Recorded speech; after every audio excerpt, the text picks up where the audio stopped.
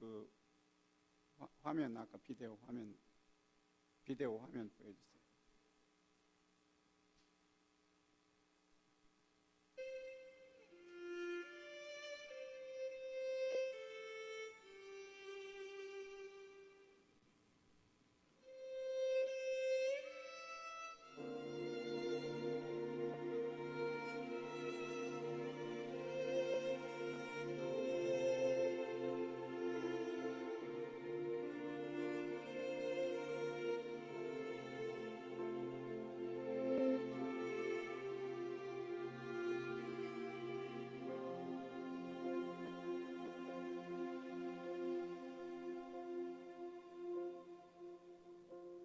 When I am down and oh my soul so weary,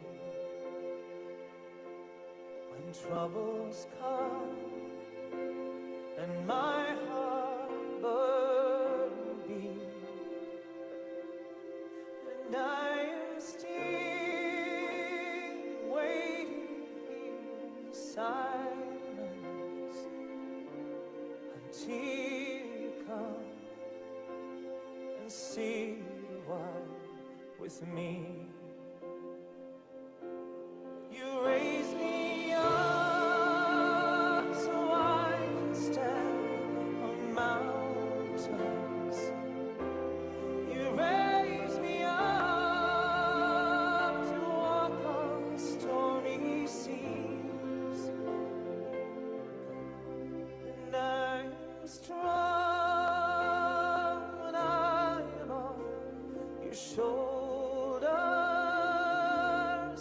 You raise me up to more than I can be.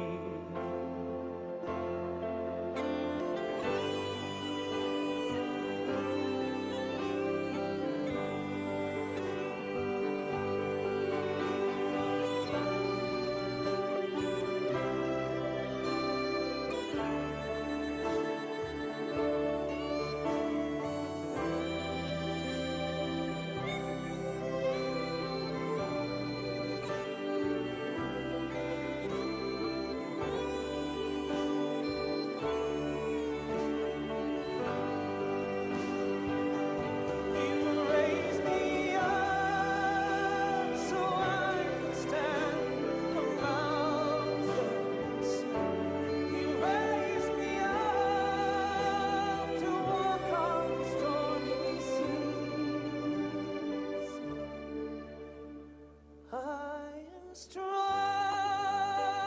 when I am on your shoulders. You raise me up to more than I can be.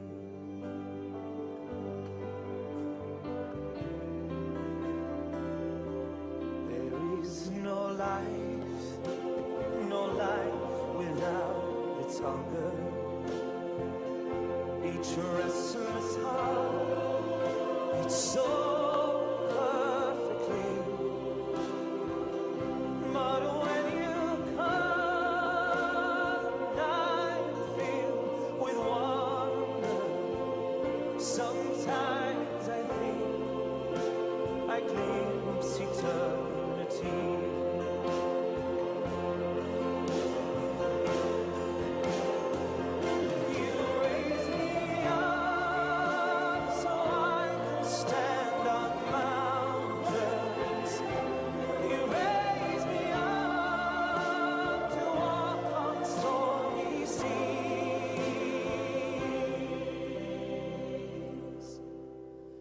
I am strong when I am on your shoulders.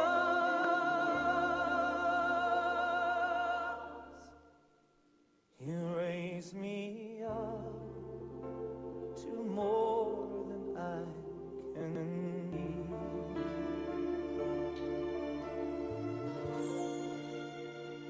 You raise me up to more than I can be.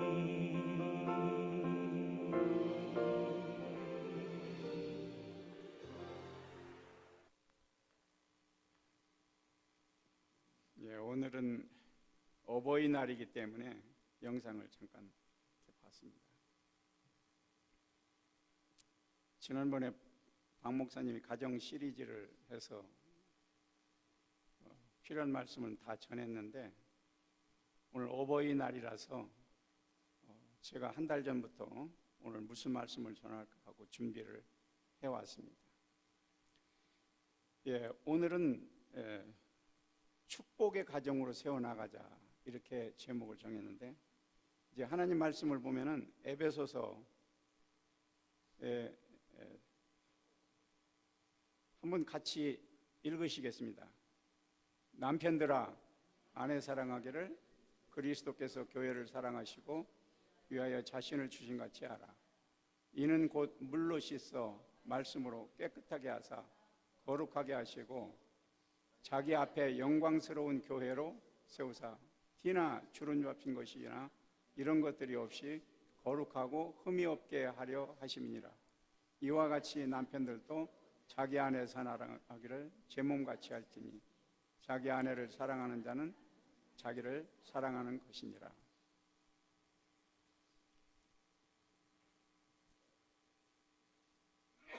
미국에서 소녀가 고등학교를 졸업을 하고 내가 앞으로 어떤 인생을 살아야 될까 고민을 하다가 자기가 마음을 추스리고 한번 더 깊이 생각하려고 우간다로 1년간을 작정하고 선교를 나갑니다.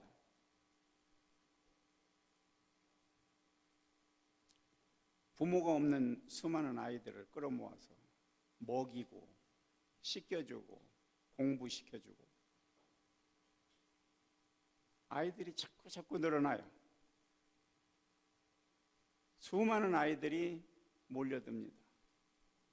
그런데 이제 1년이 다 돼서 미국으로 돌아오려고 준비를 하고 있는데 조그마한 어린아이 5살 먹은 스코비아라고 하는 아이가 이 학생에게 와서 우물쭈물하더니 뭐라고 얘기하느냐면 제가 엄마라고 불러도 돼요?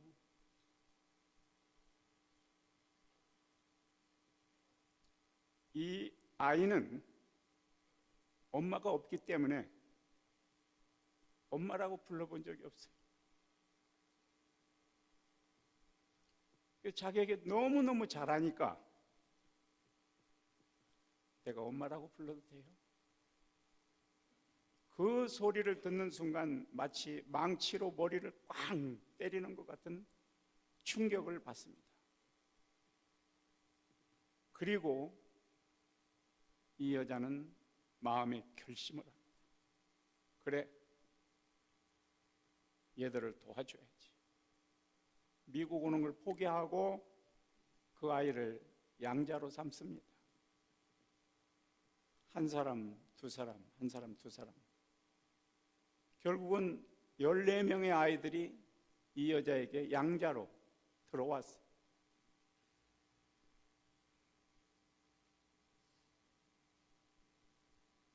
그러면서 이 여학생이 뭐라고 고백을 하느냐면 내가 나의 계획을, 나의 가야 할 길을 가려고 계획을 지금 짜놨는데 내 계획은 다 무너져버리고 하나님께서 내 안에 들어오셔서 나로 하여금 예수의 사랑이 강권하여 이 아이를 돌보게 하십니다.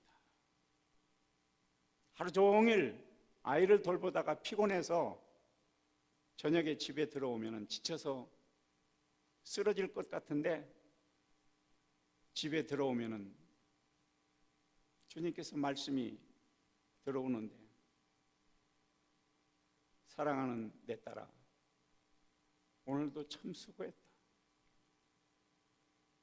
수고했다. 나는 너를 인하여 기뻐한다. 그 하나님의 음성에 모든 피곤이 싹 사라지면서 하룻밤을 잔다고 합니다.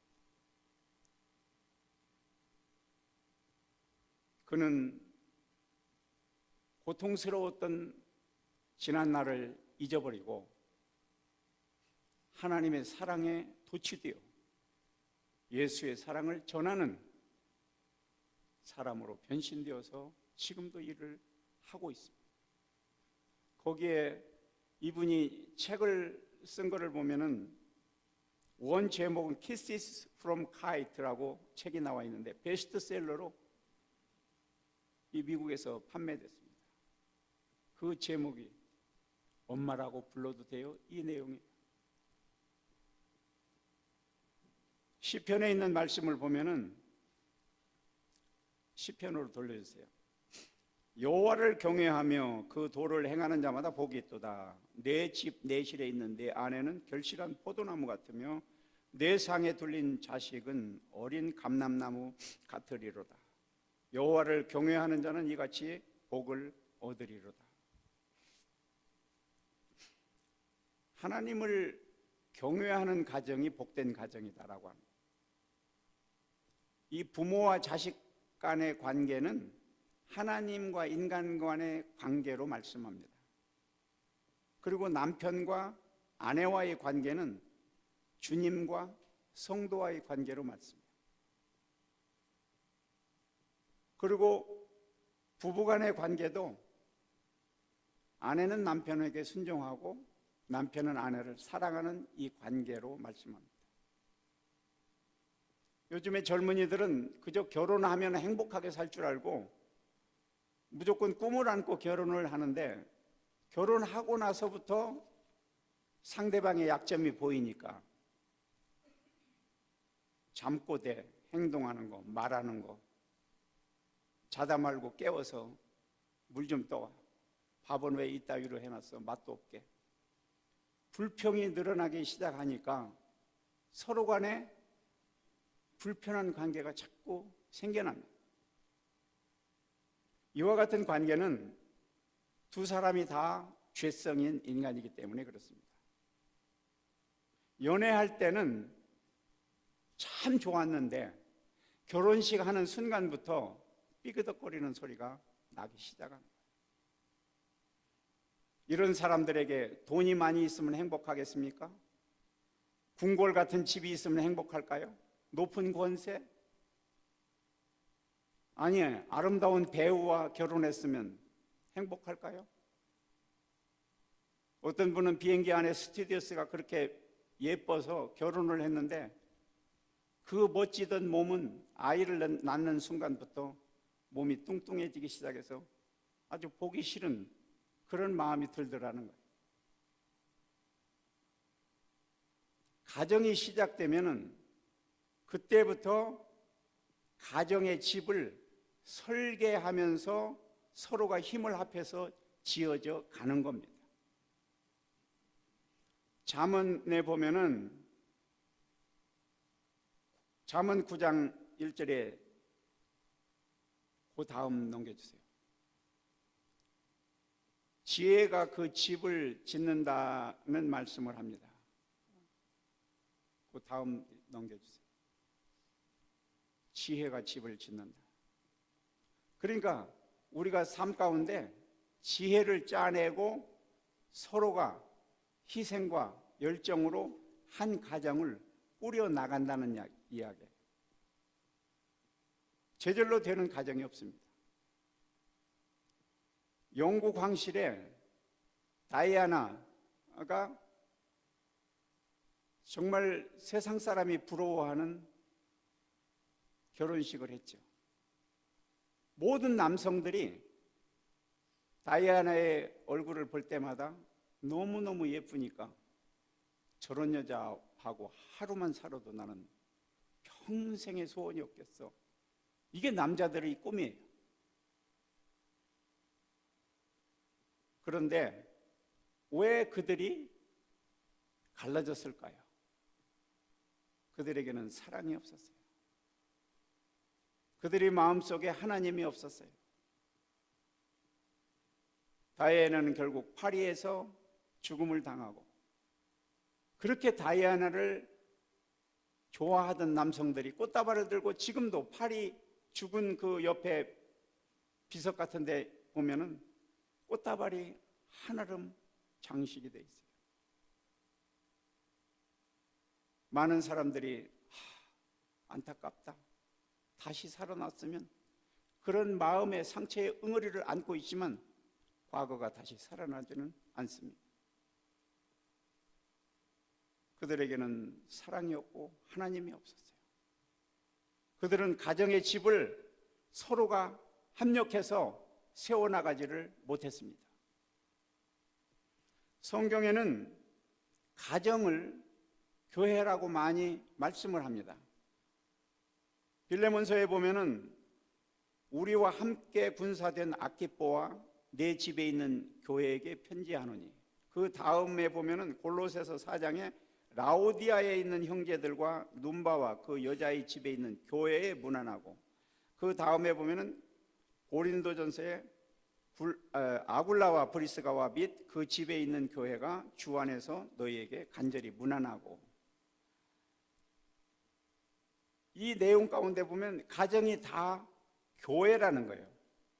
성령님이 내주한 사람들이 사는 곳이 곧 교회입니다. 우리들이 가정이 바로 예수 그리스도의 기초돌이 놓여져서 가정이 꾸며져 나가야 된다는 겁니다. 하나님의 말씀과 성령님의 도우심을 받아서 아름다운 가정교회가 이루어져 나가야 됩니다. 그래야 부부간에, 부모와 자녀간에 행복한 삶을 살 수가 있어요. 요즘에 보면은 부모님들은 자녀들을 위해서 뼈가 빠지도록 돈을 벌어다가 아이들을 가리키는데, 부모가 다 늙으면은 아버지가 쌓아놓은 돈 서로가 많이 가지려고 형제간에 돈 싸움을 합니다. 재판을 하고 가정이 완전히 풍지박살나는 현상을 신문지상에서 너무나 많이 봅니다. 지난 4월 25일에도 LA 주변에 있는 다이아몬드 바에서 큰아들 며느리가 시어머니 보고 우리에게도 집을 하나 달라 그랬어요. 그러니까 시어머니가 안 줬어요. 그러니까 그 며느리가 시어머니를 죽여가지고 토막을 내서 차에다 싣고 갖다 버리려고 가다가 경찰한테 붙잡혔습니다. 그런데 더 마음 아픈 것은 그 죽은 시어머니가 교회의 권사였다고.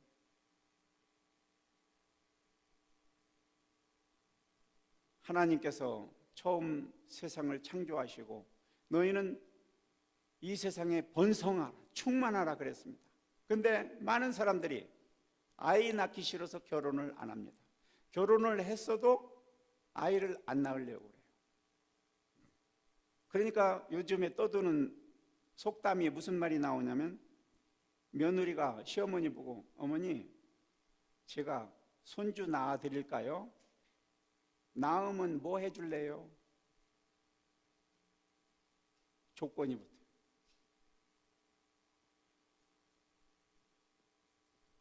오늘 말씀을 보면서 아내들아 이 말이 나옵니다. 성경 구절 골로새서에 보면은 아내들아 남편에게 순종하라, 이는 주 안에서 마땅하니라. 아내들이 남편에게 복종하는 것이 마땅하다 그랬어요. 그런데 요즘은 그렇지 않아요. 아내들이 남편을 잡으려고 그래요. 소나기에 집어넣으려고 그래요. 이 세상은 남녀가 다 평등인데 왜 내가 복종해야 돼? 나는 그렇게 못해. 그러면서 살벌한 장면들이 가정 속에 일어나요.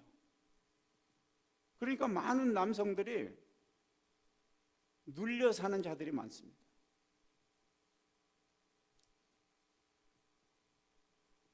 우리의 삶이 아내가 누르고 남편이 그 밑에서 쪽을 쓰지도 못하고 살아간다면 그게 가정입니까? 그런 건 가정이 아니에요. 제가 드리는 말씀이 아니라 하나님께서 소원하는 것은 뭐냐면, 모든 아내들아 남편에게 복종하라. 이게 하나님의 소원입니다. 그 소원을 우리는 믿는 자들은 이루어 드려야 되는 거예요. 이게 제대로 안 되는 자들에게는 회개가 필요합니다. 무릎 꿇고 회개해야 됩니다. 하나님, 내가 이제까지 그렇게 못 살았네요.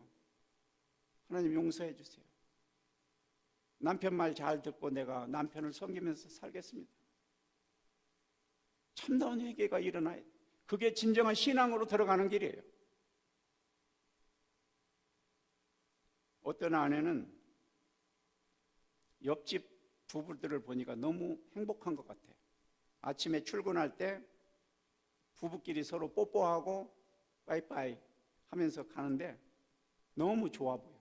그래서 남편 보고, 여보, 옆집 부부들 보니까 너무 좋더라. 당신도 그렇게 좀 할 수 없냐? 물어봤어요.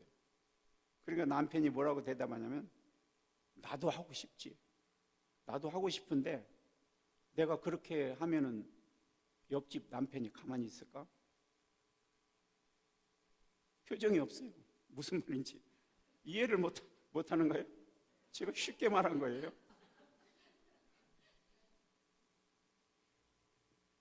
왜 아내가 남편에게 복종해야 되느냐? 첫째로 보면은 창조 질서 때문에 그래요. 하나님께서 남자를 먼저 짓고 여자를 그 다음에 지었어요.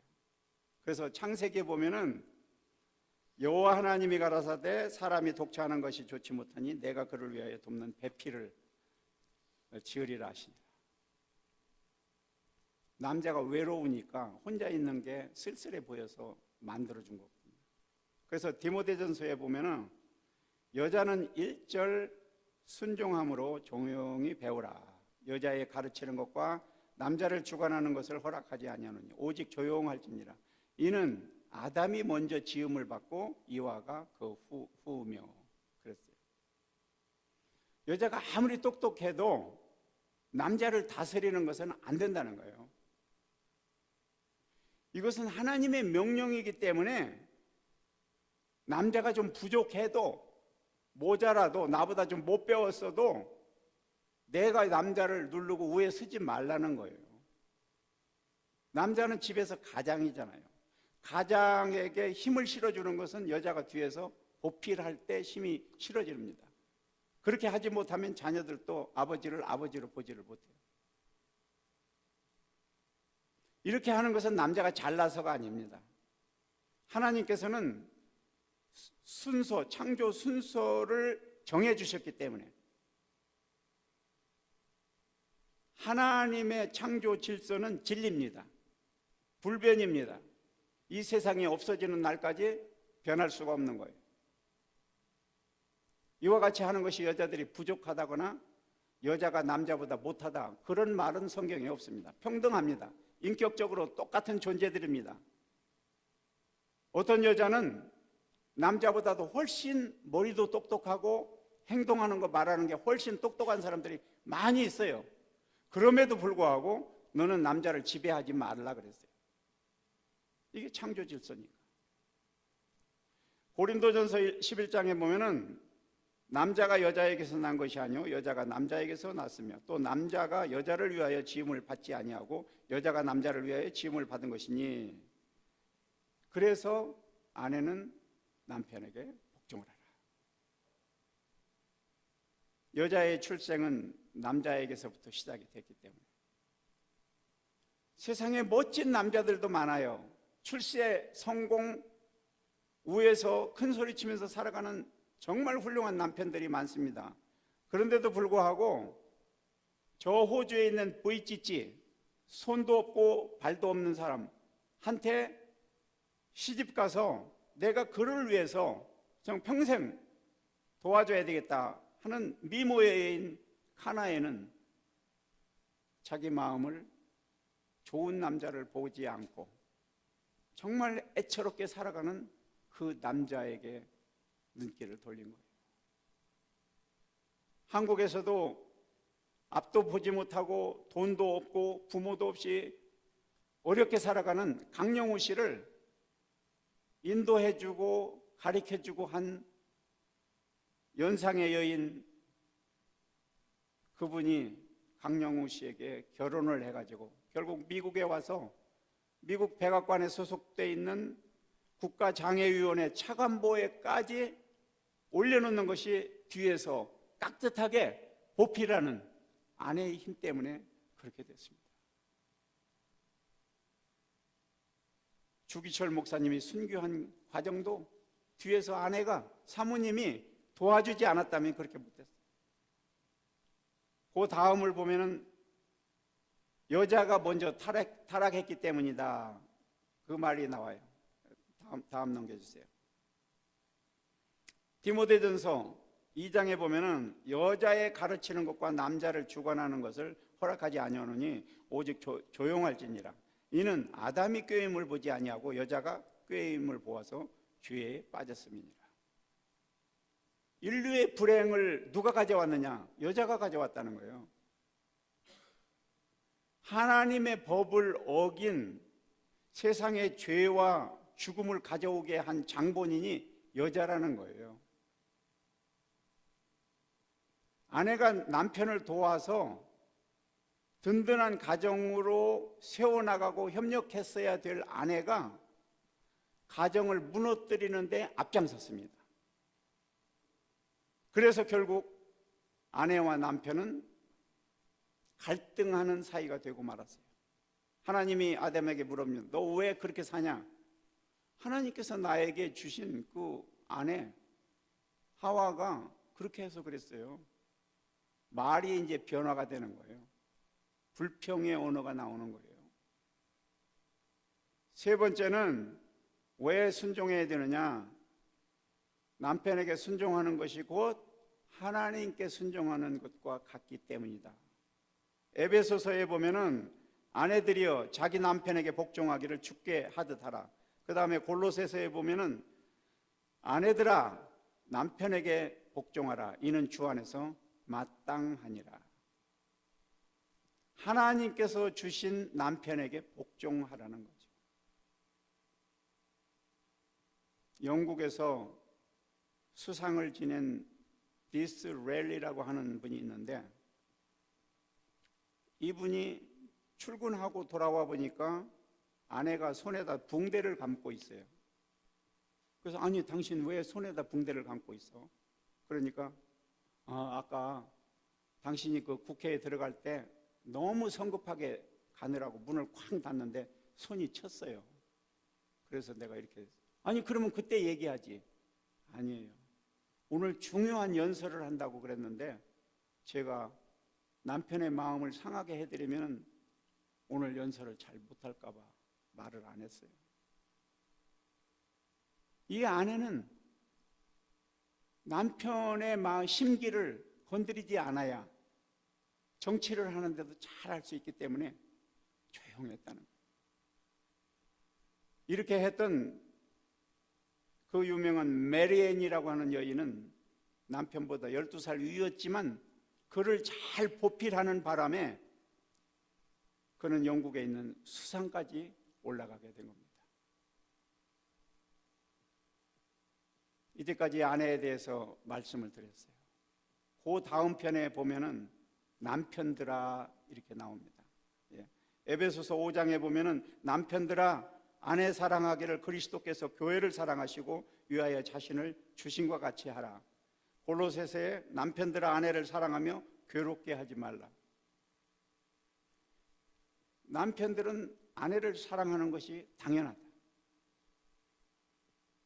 아내의 임무는 남편에게 순종하는 거지만 남편은 아내에게 사랑하는 거. 이 짐승 세계에서도 보면은 새들이 있잖아요. 암놈이 알을 품고 있으면 순놈은 밖에 나가서 먹이를 잔뜩 먹고 와서 암놈에게 먹여주잖아요. 지극정성으로.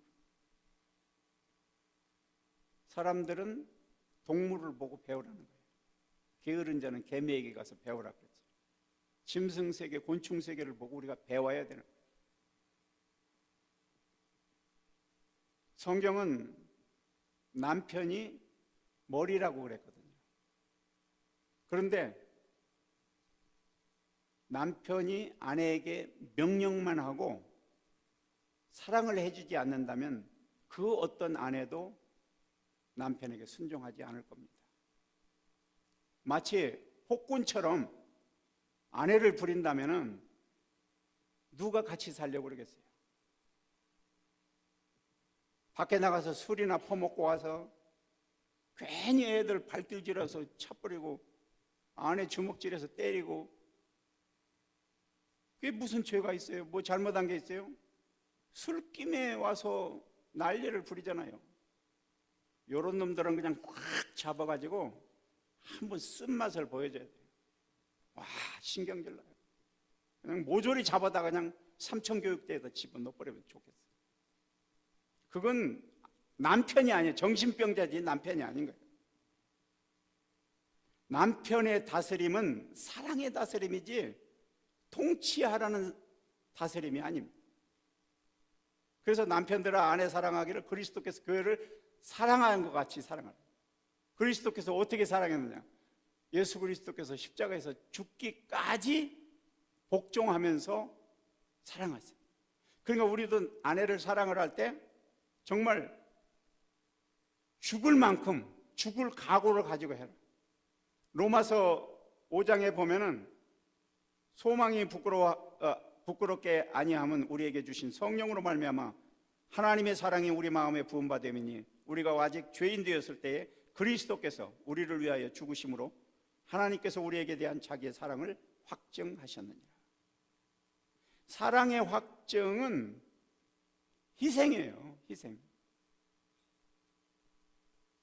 어떻게 죽을 각오로 아내를 사랑하느냐? 연애할 때는 참 달콤하니 뭐 원하는 거 내가 다 들어줄게, 다 들어줄게. 아내가 어느 날 여보 저 달 멋있지? 정말 멋있네. 나 저 달 따다 주면 좋겠다. 그래? 정말로 달 갖고 싶어? 내가 따다 줄게. 장대를 들고 지붕 위로 올라가서 딸라고 그러는데 장대가 너무 짧아서 안 닿네. 여보 그러면 됐어. 내려와.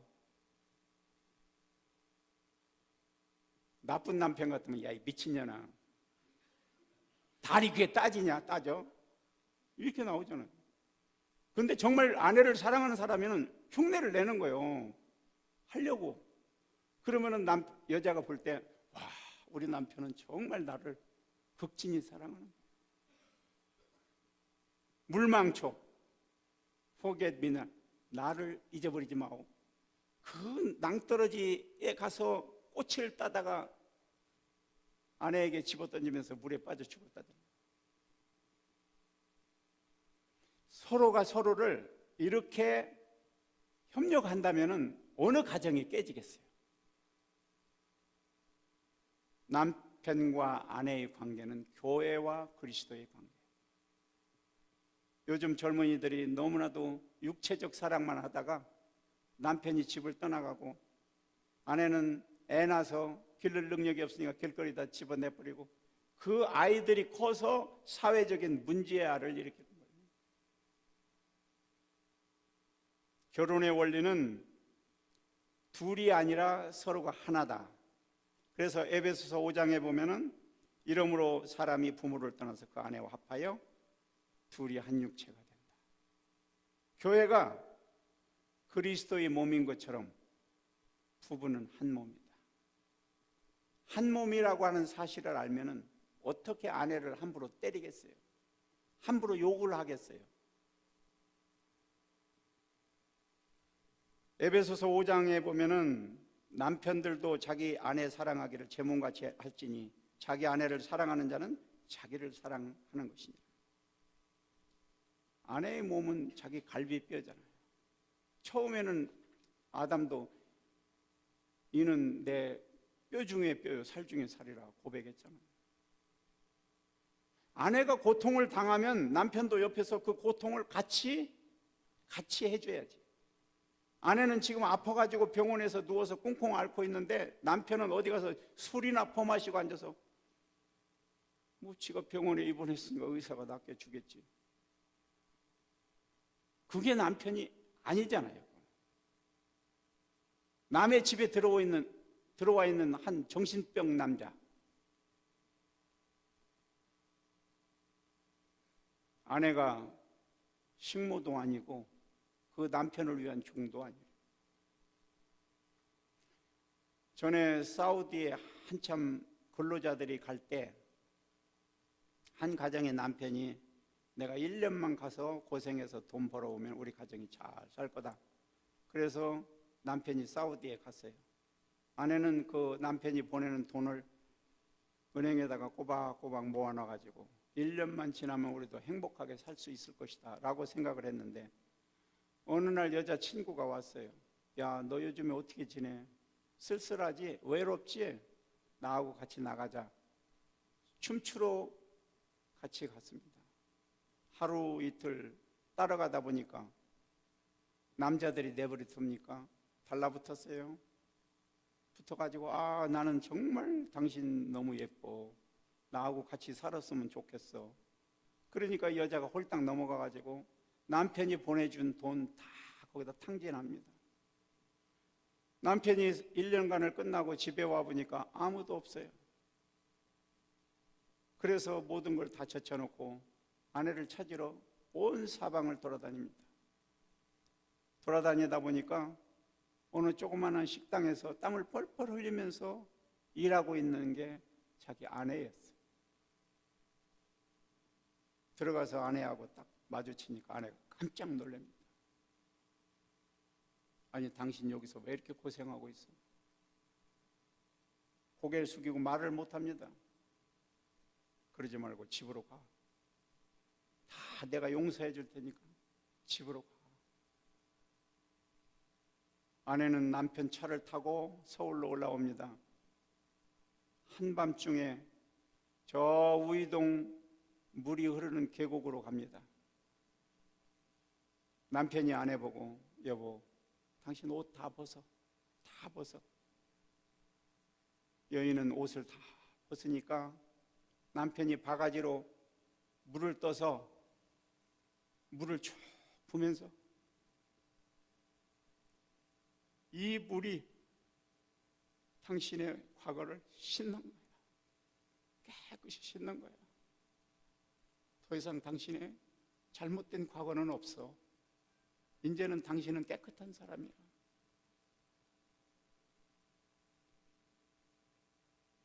보통 남편 같으면 그거 눈꼴 사나워서 보겠습니까? 발길로 차고 때리고 하면서 그럴 수가 있느냐고. 근데 도저히 용서할 수 없는 그 여인을 위로해 주면서 나도 당신을 외롭게 했고 힘들게 한 거 나도 잘못이야.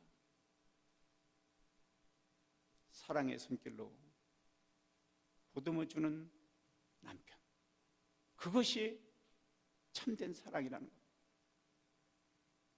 겉으로 아무리 똑똑해도 소용이 없어요. 아무리 신앙 좋은 채 해도 속 따르고 겉 따르면은 그건 아무것도 아닙니다. 다음에 자녀들아 그랬습니다.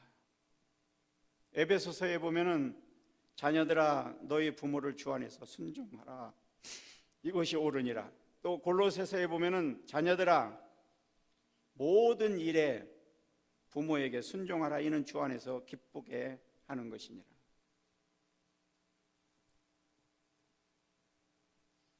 아버지는 가정의 기둥입니다. 근데 그 아버지를 기둥되게 할 수 있는 것은 아내의 힘이에요. 아버지는 속으로 울고 겉으로 웃는다 그랬어요. 부모가 매를 들고 자녀를 때릴 때 아이들을 때리면서도 속으로는 우는 겁니다. 부모를 속썩이는 자녀가 있을 때 부모가 얼마나 마음이 아파요. 아이들이 도둑질을 하다가 감옥에 들어갔어요. 엄마가 찾아갑니다. 경찰들에게 얘기합니다. 여보세요, 우리 아들은 얼마나 순진한 애인데 그럴 리가 없어요. 죄 지을 리가 없어요. 분명히 아들은 잘못을 저질렀지만 부모 마음에는 자기 자식이 그런 죄를 저지를 사람이 아니라는 거예요. 이게 엄마의 마음이에요. 경남 산청 벽촌에 가정 형편이 굉장히 어려운 가정이 있었는데, 아버지가 그래도 자기는 못 배우고 못 먹지만 아들만은 잘 가르쳐야 되겠다 해서 중학교를 대구로 보냅니다. 근데 이 아이가 원래 국민학교 때부터도 공부를 안 했기 때문에 중학교를 못 따라가요. 반에서 꼴등을 합니다. 꼴찌예요. 그거를 가지고 이제 방학이 돼서 집으로 가서 아버지한테 보여주려고 하는데 염치가 없잖아요. 그러니까 아버지는 국민학교도 안 나와서 글씨를 모르니까 그놈을 지우고서 1등으로 고칩니다. 아버지한테 갖다 준 거예요. 동네에 소문이 났어요. 애가 대구에 가서 공부를 하는데 반에서 1등 했다고. 동네 사람들이 다 모여요. 사람들이 막 칭찬을 합니다. 자네 아들 하나 잘 뒀네. 어떻게 이렇게 아이가 똑똑해. 아이고, 너무 기분 좋으니까 한턱 내야지. 근데 그 집에는 끼니를 거르고 사는 집인데 재산이라고 하는 돼지 새끼 한 마리밖에 없어요. 그래서 아버지가 돼지 새끼를 잡아서 동네 잔치를 합니다. 아들이 그걸 보고 마음이 무너지는 거지요. 저게 아닌데. 그래서 아버지한테 고백을 하려고 아버지한테 가서, 아버지, 그 다음에 말이 안 나와. 뭐라고 얘기해야 될지. 그로부터 17년이 흘러갑니다. 얼마나 이 아들이 마음속에 다짐을 하고 다짐을 했으면은 17년 후에 대학교 교수가 됩니다. 그리고 경북대학 총장이 됩니다.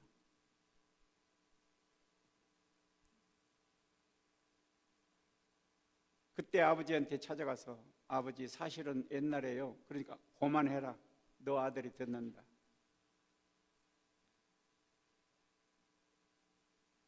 경북대학 총장이 된 박찬석 씨는 고백을 합니다. 우리 아버지가 그렇게 가난한 중에 자기 아들이 분명히 반에서 꼴등한 것을 알고 있으면서도 동네 사람들에게 잔치를 하면서 겉으로 내색을 않고 그렇게 기뻐했던 아버지. 지금도 내가 총장까지 됐지만 우리 아버지의 그 마음이 도대체 어디까지인지 헤아릴 수가 없다. 우리 아버지의 마음은 너무너무 자식을 사랑하는 마음이 정말 생각을 할 수가 없다 라고 고백을 합니다. 이것이 바로 하나님께서 아버지에게 보여주시는 하나님의 사랑을 인간들에게 넣어주셔서 사랑하게 하는 거예요. 우리가 부모의 가슴을 아프게 하는 것은 곧 하나님의 가슴을 아프게 하는 겁니다. 하나님께서 부모님을 통해서 이 땅 위에 생명체로 태어나게 하시고 그 부모님의 사랑을 통해서 하나님의 사랑을 보게 하고 부모님의 눈에서 흐르는 그 눈물을 통해서 하나님의 눈에서 흐르는 눈물을 보게 하시는 거예요. 돌아가신 후에 울고 후회한들 소용이 없습니다. 살아계실 때 부모님에게 순종해야 돼요. 무슨 일이 있어도 정말 부모의 권위를 생각하고 부모 말씀 앞에 따라가야 돼요. 이게 자녀의 도리입니다. 그래서 성경에서는 부모에게 효도하는 것이 너희가 이 땅에서 장수하고 복된 길이라 그랬어요. 다윗 왕은 자기 아들 압살롬이 아버지를 죽이고 왕이 되려고 그럴 때 우리 아들 압살롬은 죽이지 말라고 부탁을 하잖아요. 근데 결국은 죽었어요. 그때 다윗이 땅을 치면서 통곡하잖아요. 압살롬아, 압살롬아, 차라리 내가 죽었으면 좋았을 걸 네가 죽었구나. 이게 부모님의 마음입니다. 마지막 한 말씀만 드리고 말씀을 마치려고 합니다. 영국의 웨일즈 남부지방에 눈보라가 치던 때 얼마나 혹독하게 눈이 많이 내렸으면 한 여인이 아이를 안고 가다가 길거리에 쓰러져서 그 엄마가 그 자리에서 동사하고 말았어요. 그런데 어린아이는 엄마 품속에서 우는 소리가 납니다. 그 아이를 위해서 엄마가 옷을 다 벗어가지고 그 아이를 감싸준 거예요. 결국 이 아이가 남의 집에 양자로 들어가서 살아가는데, 아이가 성장했을 때 그 양부모가 그 이야기를 다 해줘요. 그리고 엄마의 묘지를 데리고 갑니다. 자기 엄마의 묘지 처음 와서 보면서 얼마나 가슴이 무너지겠어요. 그 묘지를 보면서 어머니! 어머니 보고 싶어요. 어머니 보고 싶어요. 어머니 왜 돌아가셨어? 애통을.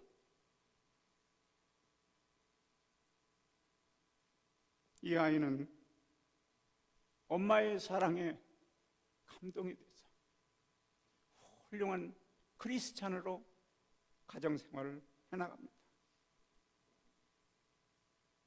그로부터 그가 1차 세계대전 때에 영국의 수상을 역임한 데이비드 레이드 조지라고 하는 분입니다.